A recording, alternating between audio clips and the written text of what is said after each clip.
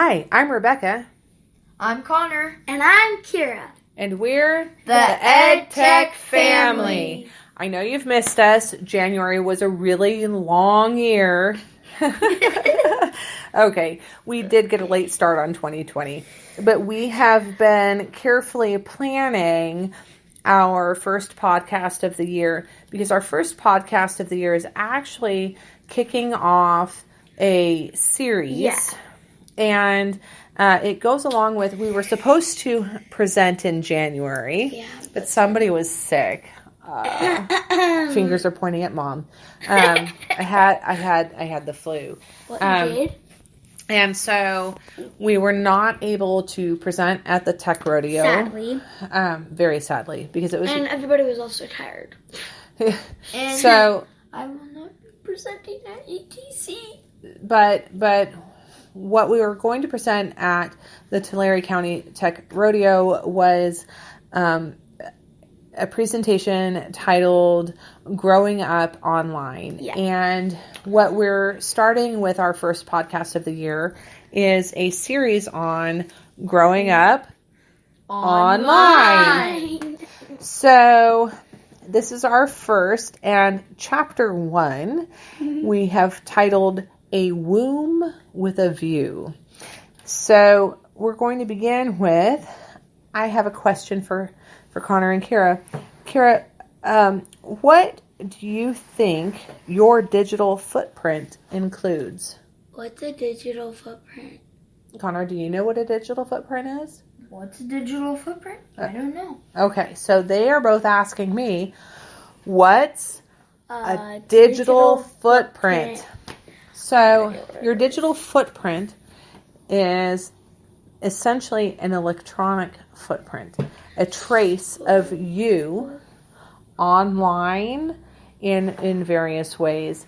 And I have a video that I have shown to 8th graders in years past to kind of model what a digital footprint might include. And I think this is the perfect place for us to begin, because what you post online is forever. Mm-hmm. Yeah. And it is forever. Even if you delete that one video, they can still track it down. I have seen countless Twitter posts, especially Twitter posts, that have circulated and circulated and circulated even after they were deleted. And that was because it doesn't take much to screenshot. That's why even things like Snapchat that say that they're temporary, they really can be forever. And so this is an ongoing conversation that I've had with students, but it's also an ongoing conversation with Connor and Kira.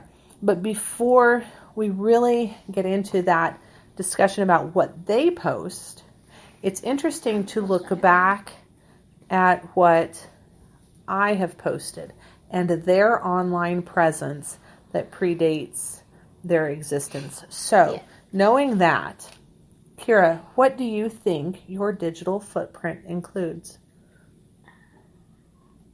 Take a guess. Take a stab at it.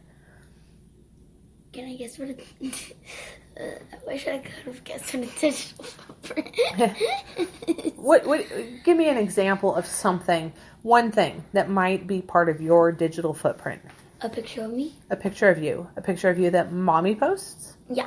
Okay. Where does Mommy post pictures of you most? Facebook. And Twitter. And how not Twitter as much as Facebook. What? And we have gotten to where you ask me, are you posting this on Facebook? Yeah, because there are some things that you that I'm like, yourself. what are you doing? Because like tonight I told Mom to take a picture of me, and I have food hanging out of my mouth on purpose, and I didn't know if she posted it. So yeah. And I haven't, but if Kira asks for something to be posted, there are like certain things that I want to be posted and certain things I don't. And so it's a family conversation, right? And it's important that you talk with your family before uploading them to the internet. Yes. Because, like, They can track down every single last bit of information on a video or post. And more than that, it's important that you include the people around you. And so we have a rule in our house. Connor loves to record videos and upload to YouTube. Mm-hmm. Connor, what's the rule in our house before you record? Before you record, you have to tell people that you are recording. And after you record, if they accidentally show up in the video, you have to ask them, hey, is it okay that I upload this video if you're like in it? if you're just like walking in the background. Yeah, even if there's a person walking in the background and you can't really tell their face, still ask them. Mm-hmm. And that's what I do. And I say, hey, I'll go to mom and say, hey, can you watch this video? Because I talked to her before uploading to my channel. Mom has to watch it first. Yes. Mm-hmm. Yeah, and we have to ask mom, like, if we're filming a video, and afterwards we have to ask. So, like, when she watches it, we have to. After that, we ask, so can I upload this? And sometimes she'll say yes, sometimes she'll say no, and we have to ask before recording a video and before recording live streams, that kind of stuff. And we don't really do live streams. Yeah. One, because of the challenges YouTube is giving us right now. Yeah. And two, live streams, they watch you at that moment. Videos, they can go, with live streams, they can still go back and watch it. With videos, they can keep on watching it. But with live streams, they're watching what's happening real time. As it happens. Now, we're going to dive deeper into these conversations in this series. But this series, this chapter of the series is titled A Womb with a View. Should I give a little background? Go ahead. Okay. So, when I was growing up, I was actually among one of the first families to have a PC in the house.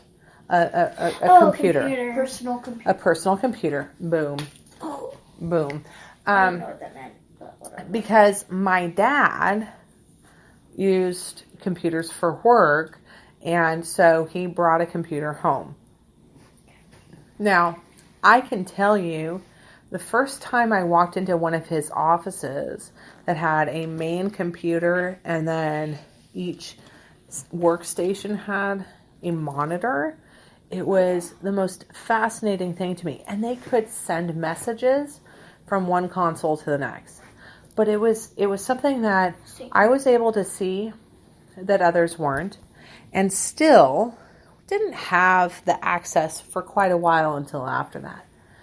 But also, one of the things that I experienced was I started testing out of computer classes very early in my education because of the experiences at home. Now, I also lived in a home where we had AOL. Have either of you heard of AOL? America Online? Is it like the very first internet? It was an internet connection. It was a chat platform. Oh, wow. Yeah. Like the very first Snapchat, Instagram, Facebook. The very first Totally Google, different, but totally the same. like Yes. the very first Google Hangout. Yes. Very Without first Google. And without the video. And when I was in college, we had a digital bulletin board called InfoChat. At Modesto JC, we had InfoChat, and we could send messages to each other. It was interesting because I have seen things evolve from people not having computers at home to everyone having essentially a computer in their hand. sometimes it's for like work or Yes. like video games or whatever. But the phone that we're recording on tonight has more power and more memory than my first computer. Yeah, you should see Kira's eyebrows right now. Yeah. It's To my hairline. man, the evolution of technology is really a giant, big old journey when you really think about it, because there have been so many advancements. Mm-hmm. I actually did a story about advancements in technology, and I talked to my papa. He worked for the IRS, and that's where I got my information. He worked with computers as a principal, and in other roles as well. Yeah, and in other roles. As an educator, you use electronics all the time because, for presenting or just teaching. Because in general, yeah, in general. But so it has evolved a lot. Let's go ahead, and because I want to kind of wind this first chapter down, I want to highlight some things that make this first chapter a womb with a view. What we titled it. See. And so I many years ago, back in the fall of 2006, got involved in a mom's board on something called iVillage. Now, iVillage no longer exists. Well, yeah. But I was pregnant and looking for some support, and I found this group. And this group of other pregnant moms who were expecting babies in the month of June 2007 became friends and support, and we really birthed the June Jelly Bean Moms. This was the beginning of the June Jelly Bean Moms. Eventually, iVillage faded by the wayside, and our group migrated to Facebook. Now, I had previously had a MySpace account and shared a few things, a lot of things on MySpace. But MySpace now, who uses MySpace? But I have never heard of that. MySpace actually still exists, and a lot of people are actually still using it for the amount of people who've switched over to other internets. I'm going to have to actually fact check that, but maybe. I've never heard of MySpace before. So there you have it, and that's the difference between 2007 and 2010. But what I want to point out is that when iVillage was shutting down, a Facebook group was starting, and so we migrated to Facebook. And so Connor's first presence on Facebook, he was 1 year old. Connor's first online presence, he was about a year old. Yeah. The kid had no hair. He was strapped on my back, and we were out for an event. And I'm visualizing this picture. I had a yellow Think Delhi shirt on. Connor was in a backpack.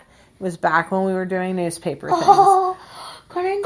Connor's made appearances in the newspaper, as has Kira. And I have also made appearances not just in the on Delhi newspaper. my YouTube, but also as a little kid, like on my dad's channel. And and and I've been on my dad's channel before the too. evolution of YouTube channels and kids on YouTube channels, and how you can really watch them grow just by making one little video is amazing.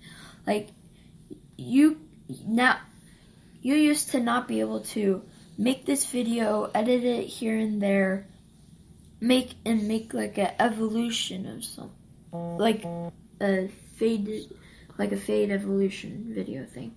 But nowadays you can, and you can see how people grow, how they have changed, and it's honestly really cool to see how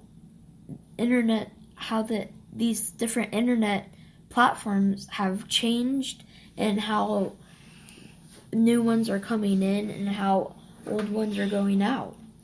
And so Connor was a bald-headed baby in a backpack on my back in 2008. And that was his first appearance online. Meanwhile, Kira, do you know about your first online existence? I think you told me this. I have told you this. Well, here it says...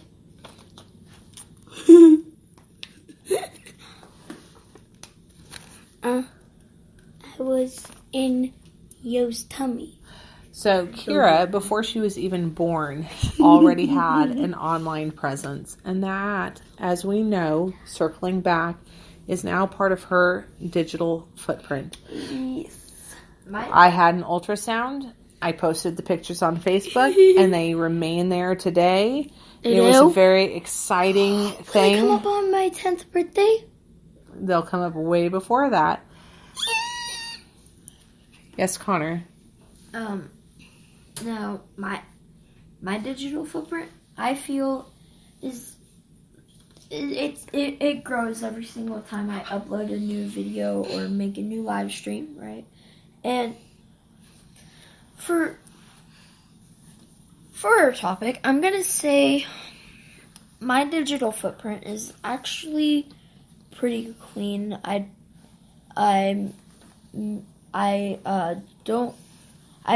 watch a lot of stuff that would be for my age group. Sometimes I'll go under because I'm with a younger sister. A younger Audience? Target audience. Well, for my YouTube channel, I'm my age and younger, and I want to make fun videos. I have Minecraft videos, I have vlogs, and so that's cool. But then it also monitors not just what you're uploading, but also what you're watching. Mm-hmm. And so it's important to remember that these platforms, they aren't just monitoring what you're uploading and your age group, but they're also monitoring what you're watching and if it's within range with your age group. And it's important to know that because there are a lot of YouTube channels out there that are directed towards older audiences, and if you have these young audiences watching older audiences, I'm sure some of you know about the COPA Act. The reason why they did that is because these younger audiences were watching videos that were made for older audiences. Okay. And so these are some of the things that we're going to dive into in this series. Again, this is just chapter 1 of Growing Up Online. And so we wanted to kind of highlight what it's like to, my generation, we didn't have computers. We were older before we had internet access. And now we have children who we have literally created the start of their digital footprint, and our children have literally grown up online. And so this is what we want to look at.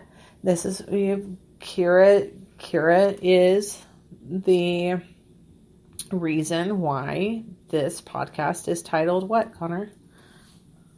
A womb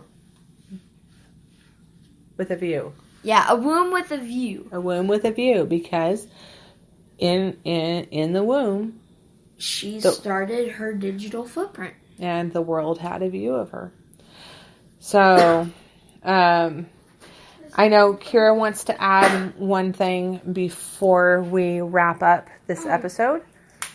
So when we were talking about our first appearances online, I showed up on my dad's channel when I was like just a little baby, and I had just a little bit of a grow hawk.